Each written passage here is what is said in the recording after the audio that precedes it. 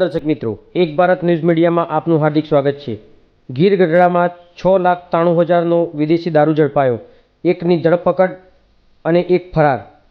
ગીર સોમનાથ જિલ્લામાં દારૂબંધીના કડક અમલ માટે પોલીસે વધુ એક મોટી કાર્યવાહી કરી છે। જિલ્લા એલસીબી બ્રાન્ચ અને ગીર ગઢડા પોલીસે સંયુક્ત રીતે અલગ અલગ સ્થળેથી 6,93,800 લાખનો વિદેશી દારૂ જથ્થો જપ્ત કર્યો છે। આ કાર્યવાહીમાં એક આરોપીની ધરપકડ કરવામાં આવી છે, જ્યારે અન્ય કેટલા ફરાર થવામાં સફળ રહ્યા છે। પડાપાદર ગામેથી રૂપિયા 5,93,800નો દારૂ જપ્ત કરી એકને ઝડપાયો। જિલ્લા એલસીબી બ્રાન્ચના પીઆઈ અને સ્ટાફને મળેલી ગુપ્ત બાતમીના આધારે પડાપાદર ગામે ઉદય ભાઉભાઈ દેવરાની વાડીમાં દરોડો પાડવામાં આવ્યો હતો। આ દરોડા દરમિયાન વાડીમાં આવેલી એક બંધ ઓરડીમાંથી 5,93,800 કિંમતનો 123 પેટી વિદેશી દારૂ મળી આવ્યો હતો। પોલીસે ઘટના સ્થળેથી ઉદયસિંહ ઉર્ફે વાળા ભાઉભાઈ સામતભાઈ દવેરા, ઉંમર વર્ષ 24, ખેતીકામ, રહે આથમણા, પડાપાદર વાડી વિસ્તાર, ગીર ગઢડાની ધરપકડ કરી વધુ તપાસ હાથ ધરી હતી। જપ્ત કરાયેલા મુદ્દામાલમાં 5,93,800ની કિંમતની 5,904 નંગ રોયલ બ્લુ માલ્ટ વિસ્કીની 180 ml પ્લાસ્ટિક બોટલો અને એક મોબાઈલ ફોન કિંમત 3,000નો સમાવેશ થાય છે।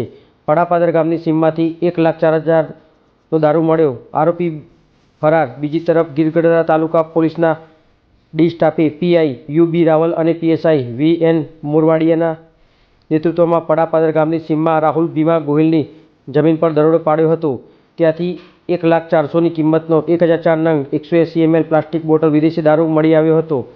જોકે પોલીસ પહોંચે તે પહેલાં આરોપી રાહુલસિંહ ભીમભાઈ ગોહિલ હીરાગસુ, રહે આથમણા, પડાપાદર, ગીર ગઢડા ફરાર થઈ ગયો હતો। પોલીસે રાહુલ ગોહિલને પકડવા માટે ચક્રો ગતિમાન કર્યા છે। પોલીસની તપાસ ચાલુ।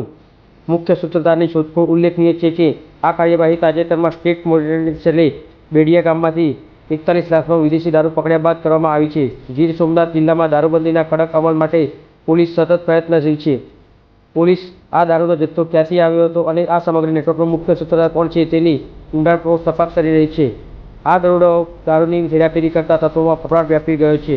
આ કેસમાં અન્ય ફરાર આરોપીમાં કપૂલભાઈ સાદુભાઈ ગોહિલ, રહે ઉમેજ, તાલુકો ઉના, ભાવેશ રમેશ કામડિયા, રહે સૈયદ રાજપરા, તાલુકો ઉના, ઉમેશ અરજણભાઈ બાલસ, રહે જેતપુર, તાલુકો તાલાળા અને મેહુલ મરહરભાઈ પટેલ, રહે સુરત, આડમોડ 30 નિશાન ફળિયુંનો સમાવેશ થાય છે, જેમને પકડવા માટે પોલીસે કાર્યવાહી હાથ ધરી હતી।